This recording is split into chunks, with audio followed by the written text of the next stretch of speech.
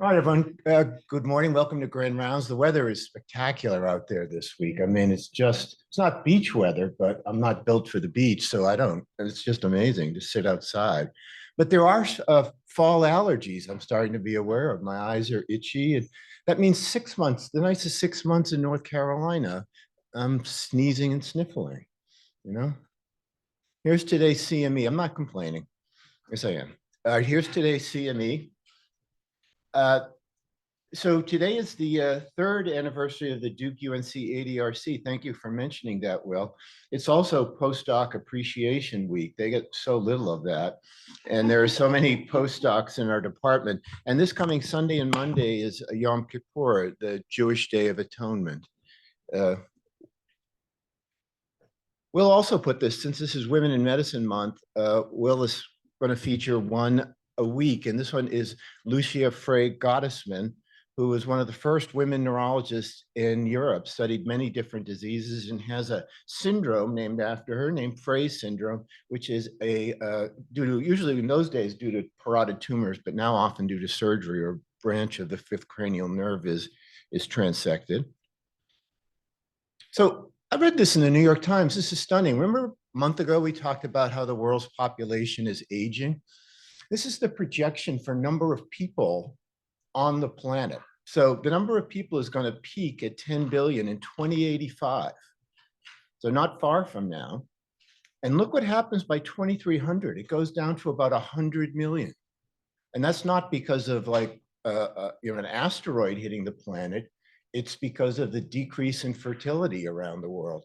So, I mean, I hate to be macabre, but if you talk about a cure for global warming, this is happening just as they say the planet's really going to start heating up, and there's going to be a dramatic less need for greenhouse gases. And why is this happening? It's happening because of the rising rate of income around the world. As families earn more money, they have less children. And the one on the circles is the average income and number of children per family. And this is what it's going to be by around 2080. And the number of children per family goes way down as income starts to go up. So, I mean, that's stunning. None of us, we would all thought it plateaued, but literally every demographer has this happening. It's not an outlier. Something, just an FYI. Okay, this is a big deal to me. The first Slicer Dicer monthly meeting is today at 5 in the Massey Conference Room, pizza served, residents, fellows, and faculty invited. Slicer Dicer allows everyone to do research or quality initiatives using EPIC. And for those of you who are starting out in the world, it's a good thing to do. And we're thanking Elijah for putting it on. Tomorrow is the research symposium at 5:30 in the Great Hall. Our research roundup, Wayne, Nada, and Swaroop were part of a paper in the Journal of Neurology. And at this point, I just want to mention that Swaroop is leaving us to go back to his family in India. And it's a sad moment for us. He's been a really important part of the department and the stroke service. Noreen was part of a chapter in the Handbook of Clinical Neurology, looking at dystonias, which is her specialty. And Felix, this is our first shout out to one of our residents, was part of an article looking at closed table reduction for lateralopsis. Okay, I've not heard, is that like slouching? Is that what that is? But anyway, good work, Felix. Operative neurosurgery. Our all-stars are Roshni and Tico for doing such a wonderful job with Alan Berkowitz's recent visit. It went so well, I think we're going to do more and more outside speakers. Again, the CME, and today's case is going to be done by Ethan. Ethan, take it over. Stop the share. Put your slides up.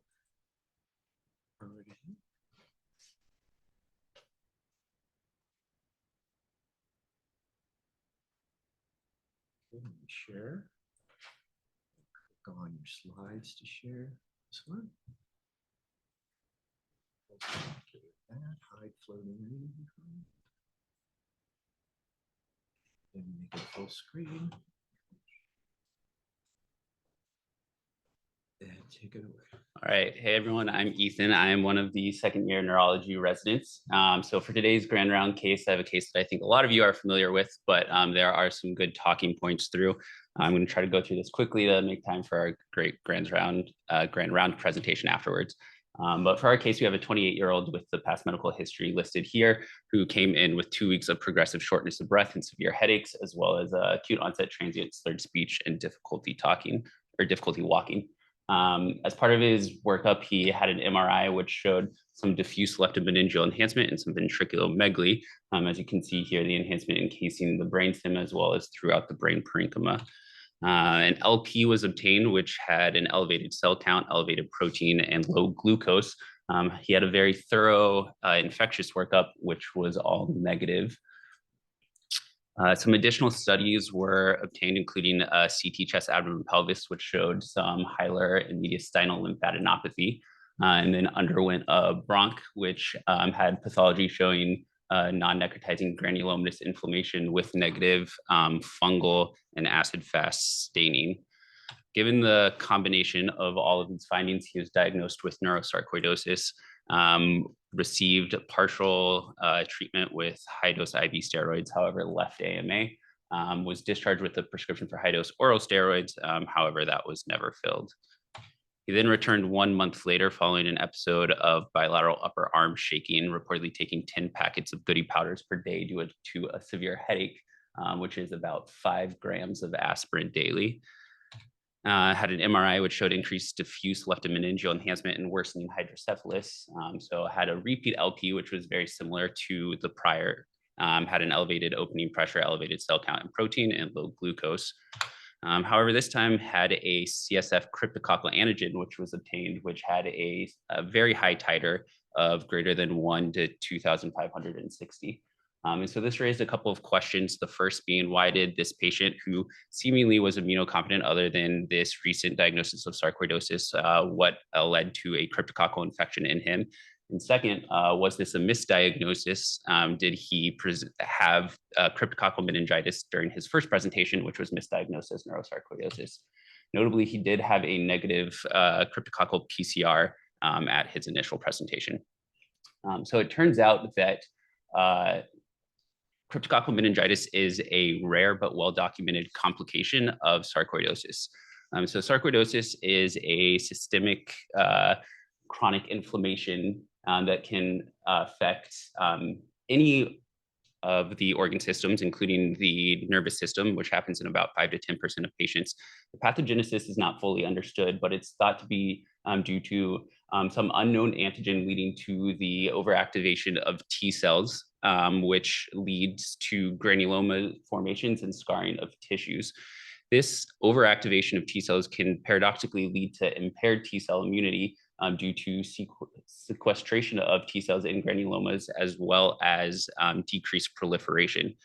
Studies have shown that the level of T cells within patients is actually inversely correlated to the severity of the disease. So if you see here, patients who had major organ involvement of sarcoidosis, defined as either cardiac neuro involvement or severe pulmonary disease, actually had a statistically significant lower level of T cells in the CD4, CD8, and CD19, with those with major organ involvement being down below 400 to 200. Notably, our patient's CD4 count was 230 on initial check and then 170 on recheck. Cryptococcal meningitis is an opportunistic infection, and T cell immunity is our predominant form of protection against it. So those with low T cells, including patients with HIV most commonly, however, those with severe sarcoid can also be at increased risk for this.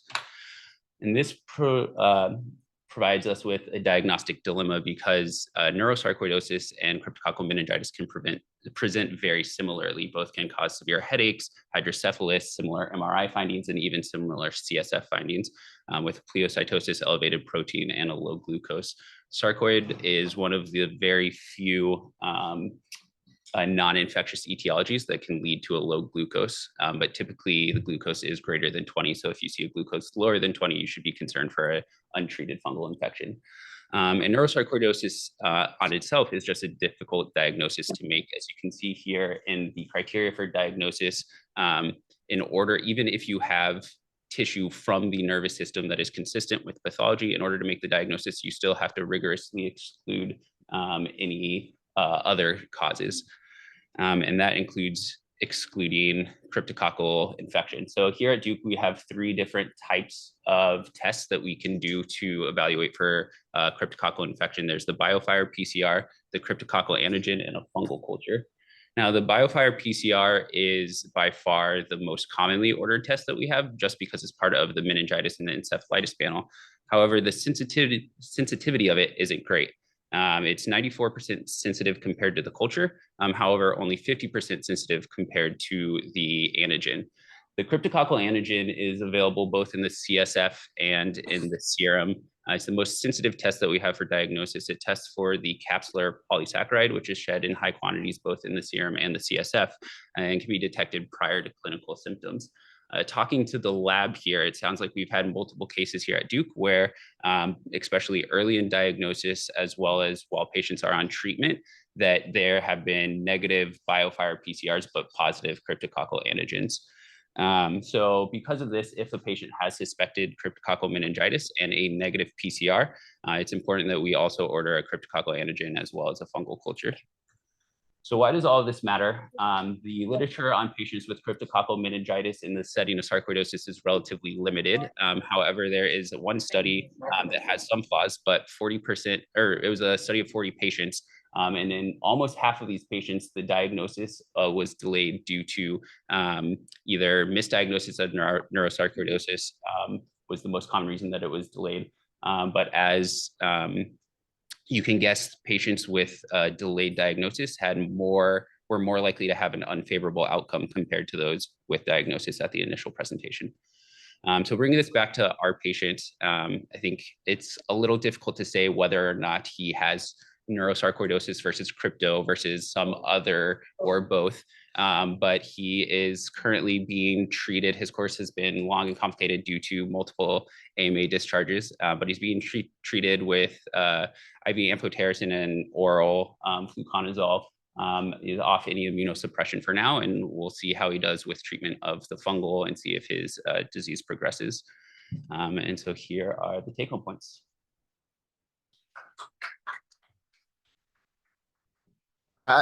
That's an amazing case, and it's a real important lesson that some tests are not as good as others. And the interesting thing, when Ethan and I went over this case, the second time the patient came in, nobody ordered a cryptococcal antigen either. It's just that some lab tech said, hey, there are a bunch of funny tennis balls floating around in this CSF fluid here. Looks like crypto to me. And then they ordered a cryptococcal antigen. So please don't rely on those PCR tests. They're kind of oversold. So thank you very much for that kind of wake-up call to what we're doing. All right, so now I'm going to turn it over to Andrew to introduce today's Grand Round speakers. Stop share. Let's get your slides back up. Just ESC and get it in.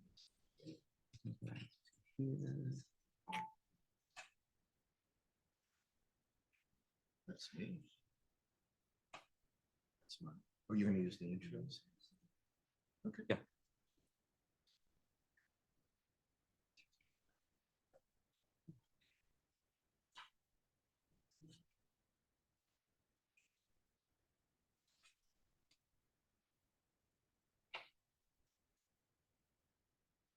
All right. Good morning, everybody. Welcome to our first DEI Grand Rounds of the 23-24 year.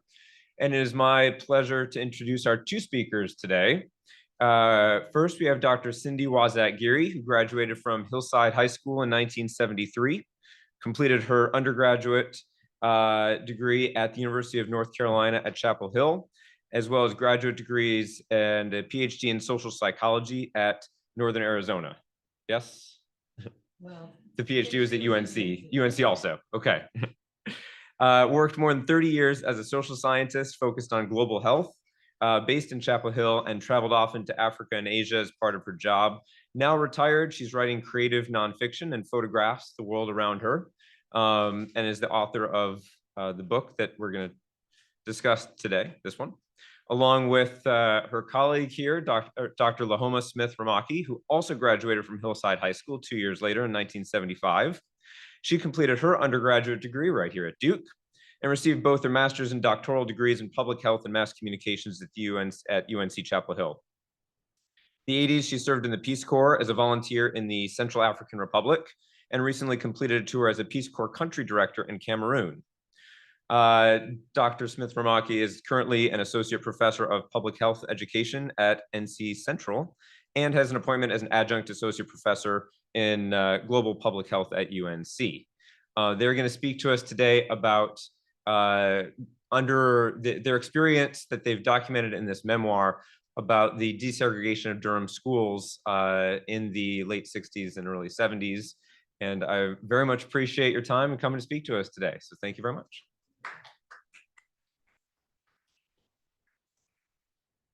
That was your first slide, right? Yeah. That's my first slide. Clothing meeting rules. Sorry. Let me Right. get rid of. So this does not have to show up for you. All right. Thank you, everyone. It's really nice to be here this early in the morning. We're really honored to be invited to come talk to you about this. And I do believe this is the first time we've ever been invited to a hospital to speak. So we're happy for all the people that we can talk to about this. So yes, today we're going to be sharing a little bit from our book about the history of school desegregation as it was experienced by us. So we're going to start by telling you why we decided to write this book. And then each of us is going to read a little segment. We do this sort of as a tag team presentation. So we're going to talk to you about our separate experiences in segregated Durham before this court-ordered desegregation plan for the school system came in. And then we're going to talk to you a little bit about our feelings and our experiences as we learned that this was happening. And then hopefully we will have time for questions at the end, which is usually the most interesting part of this. So,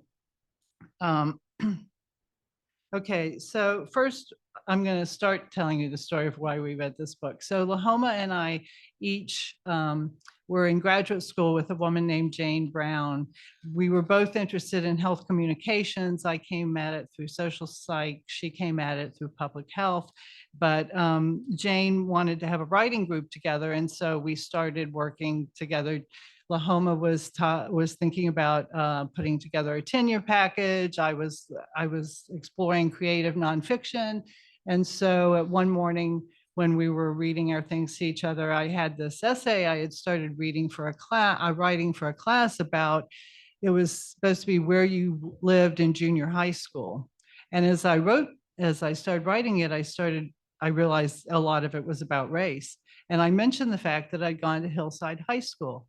And so as you will hear, Hillside had been a predominantly Black high school. It was integrated during this period of time, and now things have gone sort of back to a resegregation. But there's LaHoma, when she heard me say that I'd gone to Hillside, said, "Oh, no, you didn't."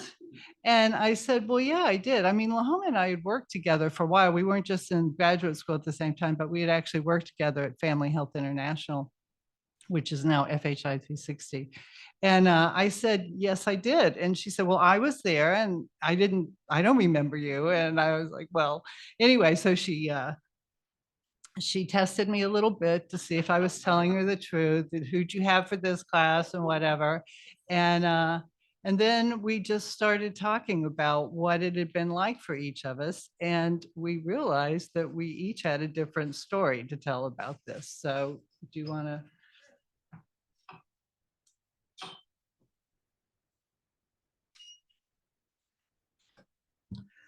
Well, good morning, everyone. I am LaHoma Romocki. Thank you also for inviting us this morning. A couple of things that that I do want to add before I explain why we wrote this book is that I am a native Durhamite. There are those folks. And I will just go ahead and just tell you that writing this book with Cindy was a pivotal point for me because I really had not given a lot of thought to the fact that I had gone to Hillside in that racial context. So it really provided an opportunity for me to go back and reflect on that. I also want to just say that Duke holds a very special place in my heart, both for some good and bad reasons.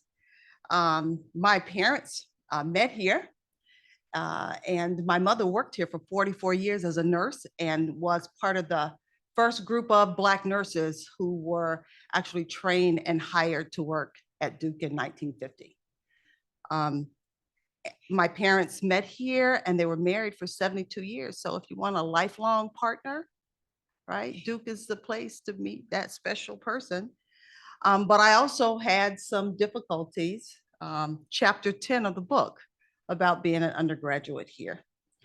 So one of the attractions of writing the book with Cindy was because I didn't know Cindy at Hillside.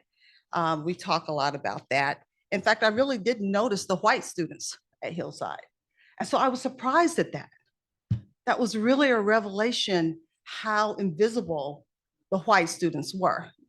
Not that I didn't see them, but I didn't see them. I didn't understand or think about the experiences that they were having being in this new space for them. So when Cindy told me that she went to Hillside, I didn't believe her. And as she said, I tested her. But then I also shared with her some of my inner thoughts and feelings about the experience. And we were brutally honest with each other. And so we hope that we'll be able to kind of peel the layers away for you to see how different an experience it was for her. One of the things that I think that you will certainly know during that time is that the model in the US was for Black students to integrate white schools. The difference in Durham was that they took white students and integrated predominantly Black schools. That was the difference. And that was what we thought we could contribute to this conversation about school desegregation.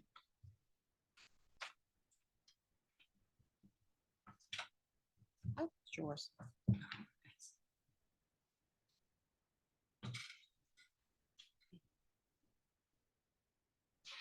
Okay. Oh, and how do I get to the next? Click the right. I'm sorry, I'm old. Sorry, it's done. Oh, sorry.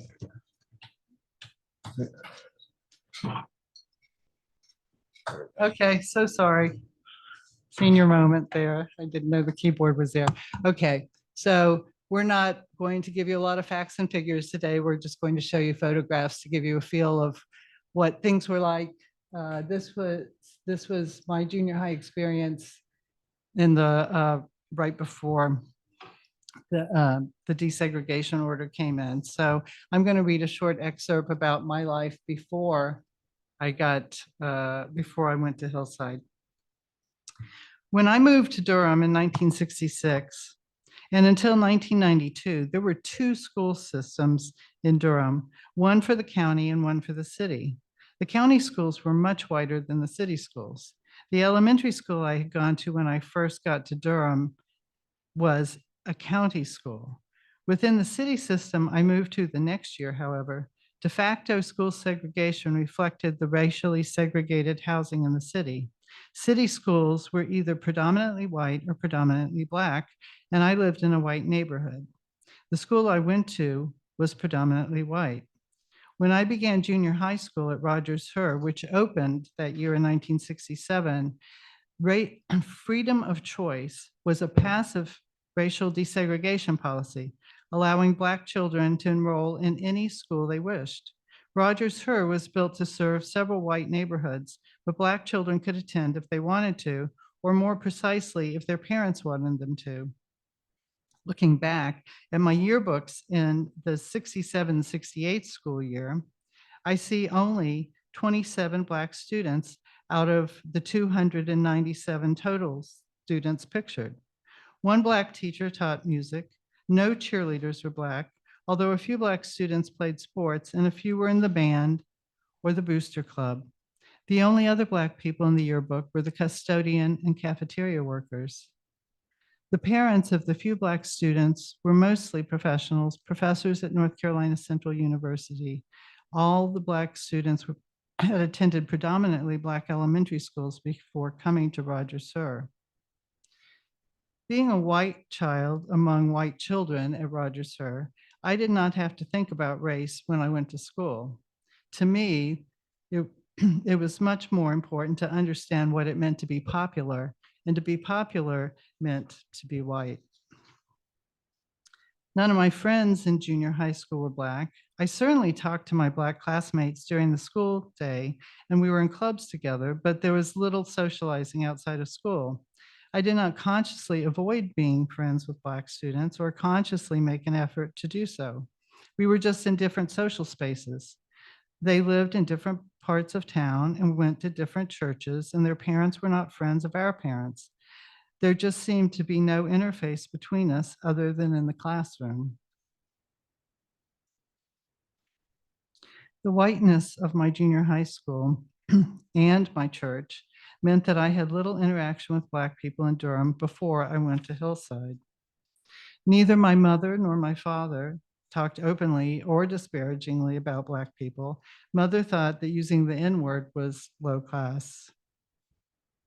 The way I learned about race from white people was not so much in long discussions of white superiority or through racial slurs, but in small conversations in which race was noticed and associated with difference, and also with judgment about that difference. I resisted even the subtle racism when I could see it, but I didn't always see it. I wanted to be and thought that I was immune to racial prejudice, but I was embedded in a white world. And that meant that the bias I learned, even unconsciously, was part of me because it was part of that world. Until the assassination of Dr. Martin Luther King, when I was in the 7th grade, I was only vaguely aware of the racial tensions present in Durham at that time. On that night in April 1968, I was in the living room watching the Mod Squad when a news bulletin reported Dr. King had been fatally shot. I knew who Dr. King was. I had seen him on television, and I knew he was a civil rights activist, though I did not know a lot more about him. When I heard of his assassination, I was sad about the loss of someone trying to do something good, and I was horrified at the violence. I also felt the worry of my parents that there would be more violence because of this murder. There was rioting in town and fires. We had curfews and a day off from school. Students talked about the curfew, but our teachers did not discuss the assassination in our classes. They were all too nervous. Most of what I knew, I saw on television and in the newspapers. Just a couple of months later, I woke to the news of the assassination of Bobby Kennedy. And that summer, I saw images in newspapers and on television of cities across the country torn apart and burning. But that all seemed far away and unrelated to my life. Everything that was swirling around me at 15, school, family, church, faith, and what was going on in the bigger world, influenced about how I felt about my assignment to Hillside and my engagement with what I found there. I brought all of this with me as I became part of the social experiment of school desegregation at Hillside High School during the fall semester of 1970.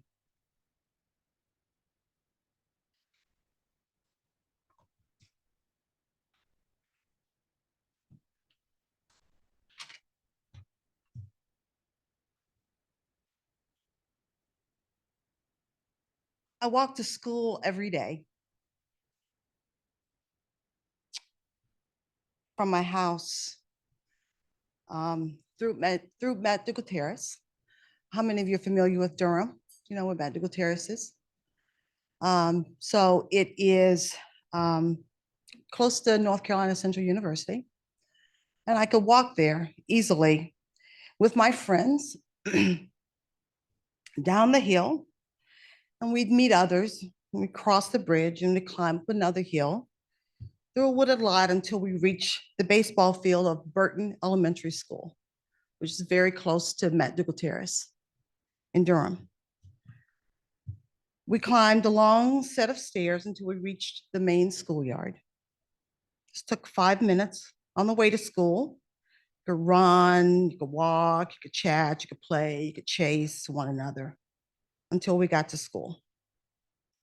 My sheltered existence at Burton belied the turmoil that was bubbling throughout the Durham public school system.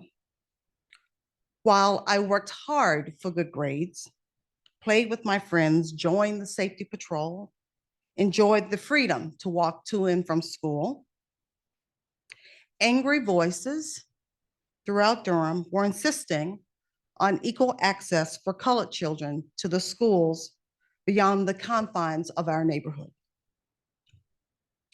1 year before I began school, elementary school, the Wheeler versus Board of Education lawsuit outlined the general characteristics and challenges of our de facto segregated school here in Durham.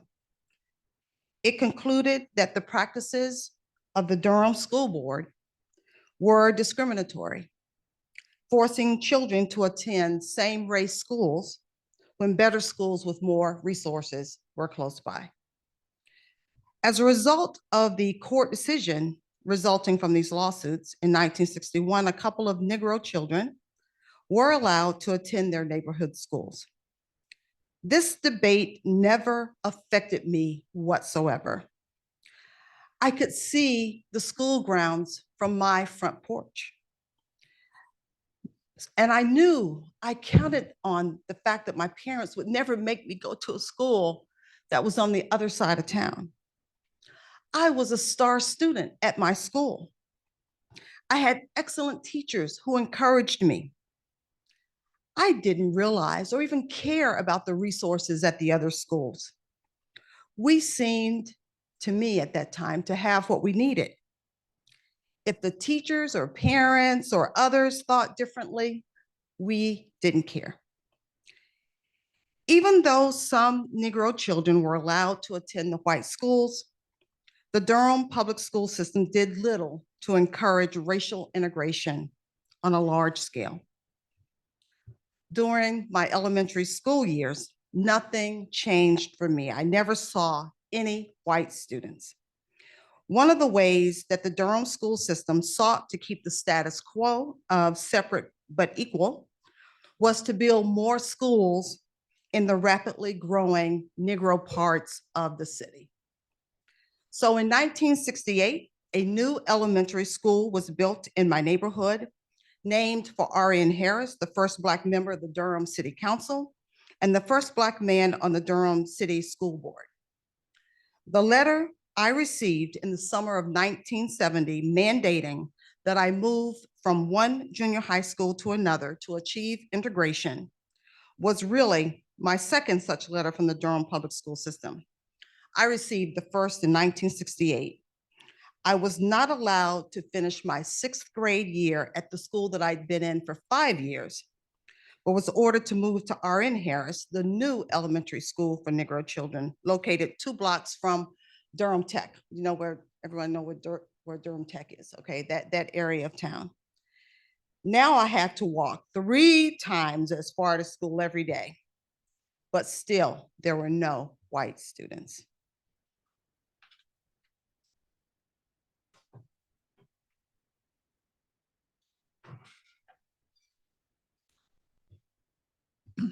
And now I'm going to read you an excerpt from the book, from a chapter we call The Letter, which is how we all found out about what was happening when the Durham City schools and the county schools, but it was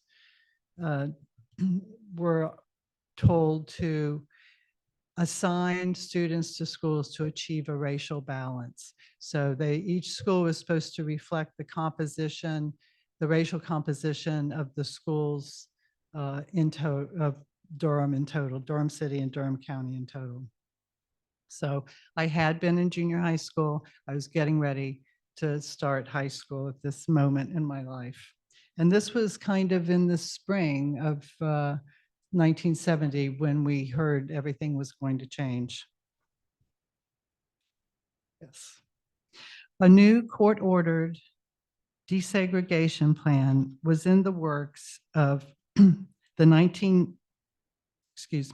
new court-ordered desegregation plan in the works in the 1997 for the 1970-71 school year that would supersede the freedom of choice policy that had been in effect before, was about to wreak havoc on my middle school dreams of attending Durham High School. The alternative to Durham High School would be Hillside High, a historically Black high school which I had never seen and I knew nothing about.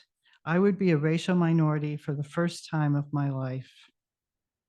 A citywide hearing at the beginning of summer vacation gave Durham parents their first glimpse of where their children might be assigned to go to school that fall.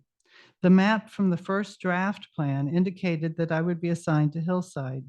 Neither I nor my parents attended this meeting, but the map was printed in the Durham Morning Herald the next day with a report on the meeting reflecting the unhappiness expressed by both Black parents and white parents and other adults who had been there.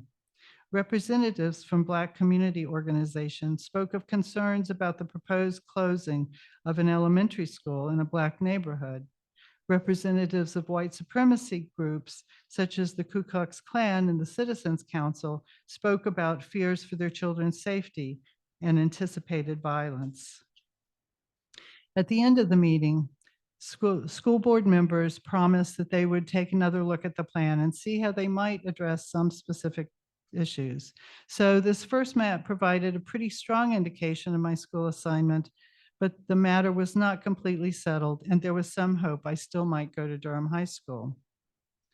This certainty continued, this uncertainty continued until the Durham City School Board sent out the letter, which is this memo down at the bottom, which I kept for some reason all these years.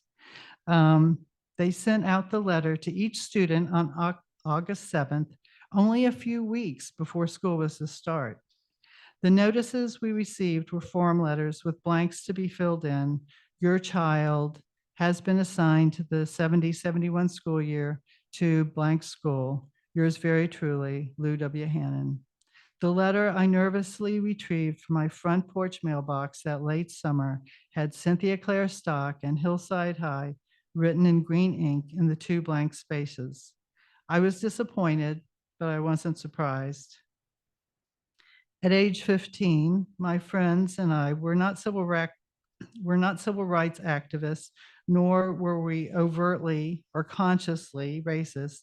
Talk about our new school assignment was not couched in racial terms, though we must have felt somewhat nervous about being the new white kids and lowly sophomores at that in a previously all-Black school.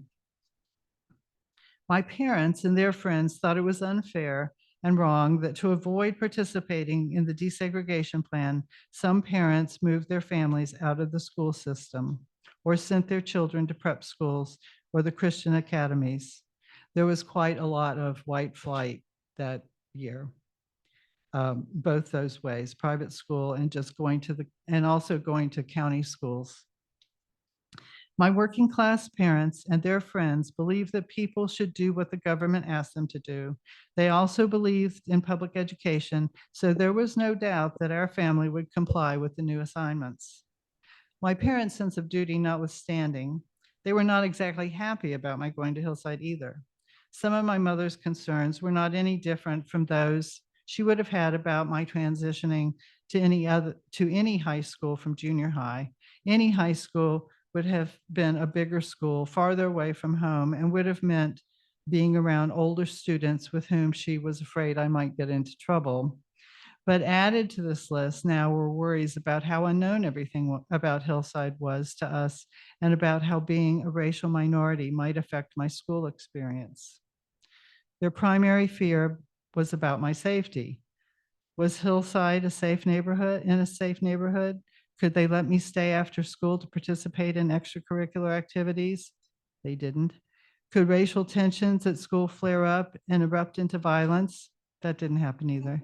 My parents never spoke this last question out loud, and some of the white parents had a public meeting in June, but in light of televised news stories from previous summers about crime and rioting in poor Black neighborhoods, I know this was part of their fear. On my first day of school at Hillside, and every day for the next 3 years, my mother drove me and my friend and neighbor Judith to school in the morning and picked us up in the afternoon. Though busing became synonymous with desegregation in the 1970s, busing was not an essential feature of the Durham plan for the junior high or senior high school students. And that was, I learned later, for the simple fact they didn't have the buses and they didn't have the money to pay for buses. But elementary school students were still bused. I could have gotten vouchers to take the city bus, a trip that would have required changing buses in downtown Durham, but my parents vetoed that plan, and I didn't argue with them because of their worries about safety and the time it would have taken me to get to and from school. That first muggy September morning at Hillside, my mother marked our arrival at my new school with her usual lump in the throat, tear in the eye goodbye, and a series of behave yourself, be safe, stay away from trouble admonitions. I was well practiced in being at a new school, and whatever her reservations about the whole situation were, she was not sure she was sure I would be all right. I'm sure I thought so too, not because I was especially outgoing or self-confident. On the contrary, it was because I was shy and I did not want to stand out. I was happy to go unnoticed and fit in and do what high school students do, whatever that turned out to be. I stepped out of our blue Pontiac that morning, focused on finding my way into this new and different world.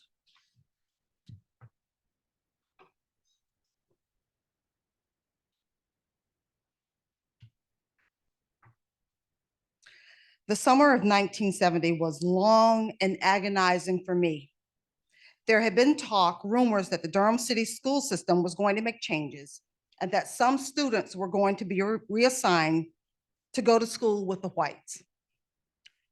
The grown-ups in my life didn't talk about it with me, but I heard them talking amongst themselves a lot. I didn't like the uncertainty I heard in their voices, but I tried not to dwell on it.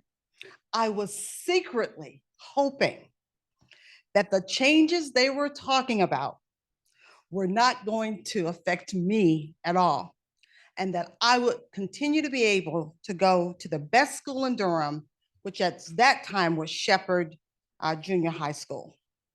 And I go on and talk a lot about my experience of how much I loved not only my elementary school, but the junior high school where I attended. Life at my junior high school was great. I loved it. It was wonderful. And I tried to think practically about the logistics of moving to a new school.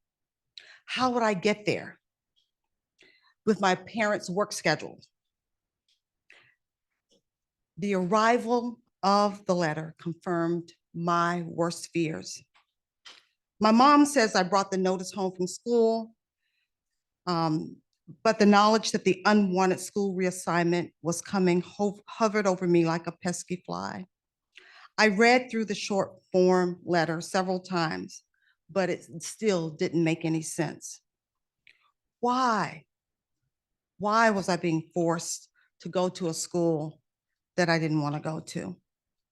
I was not at all curious, as I've said before, about what it would be like to go to school with white students. I had no feelings of apprehension. I just had no feelings about it at all. I just couldn't believe, and I'm sure that's the case for many Black students at that time, I just couldn't believe that race was the reason that I needed to change schools. My mother, in her early attempts to expose me to white people, had packed me up for weeks of tent camping when I was a Girl Scout. But I knew that that was not what they were thinking about in terms of moving us to a different school. Though I appreciated the historical importance, I didn't really know or care about it.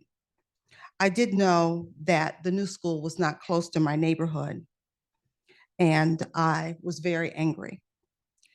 Tensions ran high those first few weeks of school that fall as Black students newly assigned to Whitted from around the city joined other Black students. And then, of course, we had to get used to going to school with the white students. I also want to share another excerpt that reflects not just what some of the students were feeling, but my godmother, who was 99 at the time, who reflected on that period. She was a school teacher. And so let me just share a couple of passages from her thoughts. I was one of the first Black teachers at Rogers Her. Do any of you know where Rogers Her is? Okay, over by Foster's restaurant, yes. I was one of the first Black teachers at Rogers Her, arriving in 1970 and stayed 4 years. I didn't like it because the teachers were so prejudiced, and they decided that the students from the projects, which is Cornwallis, didn't know anything, so they didn't need to teach them anything. Mr. Schooler, who was the principal, picked the teachers who would go to Rogers Her as part of the integration effort, and I was picked. When I got there, and this is the crux of the integration discussion and desegregation effort, I found out that they had resources that we didn't have. They had books, they had a nice library, they had tests and instruments and other resources. I was surprised to see all of these resources that were only available to the white students. So integration benefited some of the students. There were people who wanted their kids to be there. In Durham, there was some quiet resistance to desegregation, but there was a lot of resentment too. Black people brought a lot of money into Durham through the various institutions like North Carolina Mutual Life Insurance Company, the largest Black-owned business in the world, and they were able to negotiate favorable circumstances for some Black students. But there were parts of Durham that were exclusively white, like Forest Hills and Hope Valley, and where Black people better not go. Black police could only arrest Black people. Those were the communities close to Rogers Her and Hillside. So in my opinion, integration was good for the students who could take advantage of it. The project kids seemed to resent being there, and their parents wouldn't let the white teachers touch them. So the teachers stopped trying to discipline them. Of course, this was not the way we were used to dealing with Black children in the Black schools. Discipline issues were different, and they continued to deteriorate after integration because, of course, the white teachers didn't want to deal with the Black students.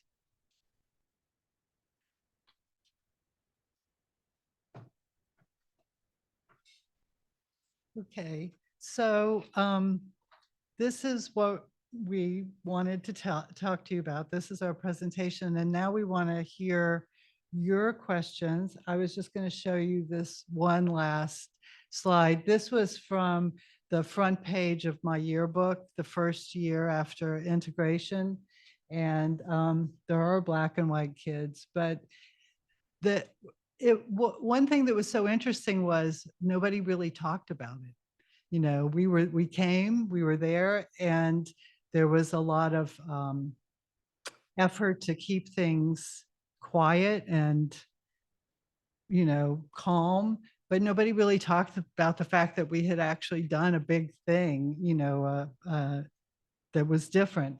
But this was a little provocative in 1971, I think, but I always like this picture, and it's one of the few pictures of Hillside that I have, other than the one on this book. So, so we just tried to find little snippets that could give you a feeling of what it was like to be there, to be an adolescent at that time going through this, what our parents were thinking about. The surprise to me was when LaHoma said, yeah, I didn't really want to do this. I didn't really want you guys there. And so that's why we wrote the book, because we thought we have so much interesting conversation to have with each other about this and ways to change our perceptions of what we thought was going on. Later in the book, we talk about what did this mean to us? How did this change our lives? Because at the time we were adolescents, we didn't know. But then looking back over the years, we could see that being together in school did make a difference. It did influence the way we thought about things. But are there any questions? I do want to add one other wrap up. If it was so good, which is what we ultimately concluded, if it was so good, then why is the situation in Durham worse than it was when we were in school? Well, Which means it's that more resegregated. it's more resegregated. That's what I mean. The statistics, the data suggests that the schools in Durham are more segregated than they were when we were in school. So there are probably a lot of reasons for that go beyond our time here. But that was also a very interesting question. So now we are thinking about reflecting and talking about that time. What are the benefits of desegregation? What are the benefits of students? Now we have larger, Latino communities and Asian communities, that social mixing. Is it good? Is it worthwhile forcing? Or are we in this community of choice where a lot of people are choosing to not integrate the Durham city schools? So that was another reason that we were really curious about the question of, we're back to even being in a worse place integration wise than we were in the 70s. So questions, Do you have thoughts? time? Yes. So I have it up here that anyone online can ask a question. Dawn, do you have a question or a comment? Just a comment. The experience that these folks relate was not universal throughout the South. I know, because I went to an entirely segregated public school. And particularly, I remember in Virginia, some public schools closed entirely for a school year, and the students just didn't have that year of school. So I must say that I admire the story that I just heard, because I think Durham was exceptional in many regards. I was just going to say thank you. And we know that our story is not everybody's story, that everybody has kind of a different story. It played out very differently in different places, depending on the community that you were in. I think Durham was under more scrutiny than other places, and did decide to comply. Whereas in Virginia, it was a very different story. I've read that. And again, yes, absolutely. I agree that Durham did it right. But my question remains, if it was so good, then what happened, right? If it worked so well, then why are the schools resegregated to a point beyond what they were in the 70s? And I know, anyway, that's And I want to, sure. I just want to give a third example. So Don discussed how schools in Virginia just closed at this time rather than face this, how Durham seemed to do it very, very well. I mean, I grew up in Boston, where there were just guns and rocks and tear gas. Yeah, and it was, I wonder why Durham was so different than Boston. Well, Durham's I mean, I think different I than know. Boston. It's more than just the accent, I can assure you. You received letters telling you where to go. Yes. And so you talk about how it's been resegregating since that time. Can you talk to know more about what they're doing now to try to keep it integrated, if anything? What's the current policy? I don't think that, I think that's beyond what I actually know. I could guess. I mean, everything fell apart. The political system didn't want it. You know, they, in the 70s, there were these court orders. There was a different Supreme Court. It was different politics. There was some kind of political will to happen, make it happen, but the people who didn't want it pushed harder and harder, got different people in judicial positions who would rescind the orders that had been There before. are And also a lot of very brave federal judges. That's really true. Responsible. Remember, this is 12 years after Brown versus. That's right. Ford. Yeah. That's right. So it Yeah, took a long no, time. it took a long time. Active resegregation. It wasn't all passive.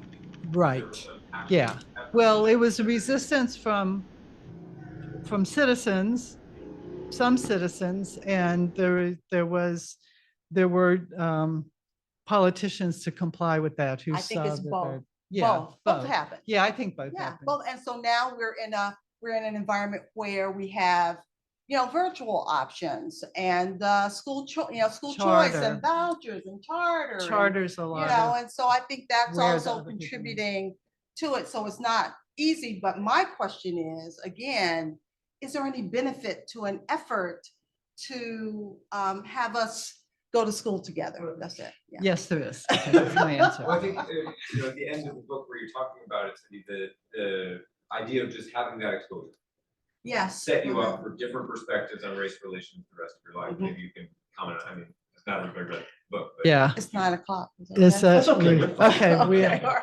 yeah.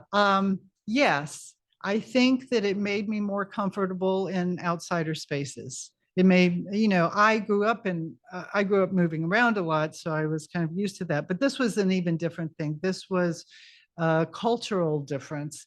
And so, when I left Hillside, it didn't change my life that, during those years, like all of a sudden all my friends are Black and I'm hanging out with, or integrated.